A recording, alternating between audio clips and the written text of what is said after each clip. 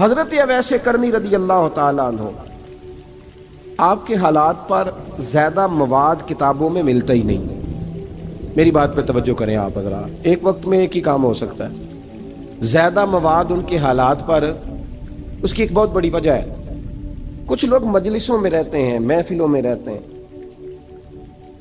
ایک صاحب کہتا ہے میں بھی ان سے ملا ہوں، دوسرا کہتا ہے میں بھی ملا ہوں، تیسرا کہتا ہے میں بھی ملا ہوں، چوتھا کہتا ہے بھائی وہ ملتے جو رہتے ہیں، آتے جاتے جو ہیں۔ کچھ لوگ ایسے ہوتے ہیں جو ملنا پسند ہی نہیں کرتے، کنے ایسی کسی دے کچھ بھی نہیں لگ دے تے نہ کو ساڈا دردی۔ وہ خدا رسول کی یاد میں الگ تھلگ، جب وہ کسی سے ملے ہی نہیں تو کسی کو ان کا واقعہ کیسے یاد ہوگا؟ جب ملاقاتیں نہیں ہوئی تو ان کی باتیں کیسے یاد ہوگی؟ بڑی مخصوص لوگوں سے۔ حضرت اویس کرنی رضی اللہ تعالیٰ عنہ کرن کے رہنے والے تھے، دور رہ کے۔ ہم لوگ نا دور یہاں سے آواز دیتے ہیں کہ یا رسول اللہ کوئی سبب لگ جائے تو ہم مدینہ شریف حاضر ہو جائیں۔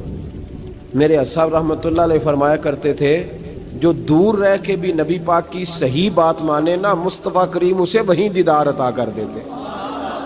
شرط یہ ہے کہ مانے صحیح کر کے، دور رہ کے۔ دلیل کیا ہے؟ حضرت اویس کرنی تو پاس رہے ہی نہیں، لیکن محبوب کے طریقے پر صحیح کر کے عمل کیا، نبی پاک علیہ السلام کی سنت پر صحیح کر کے عمل کیا، حضور کی باتوں کو صحیح کر کے مانا۔ قریب نہیں تھے، قرن میں تھے، دور تھے،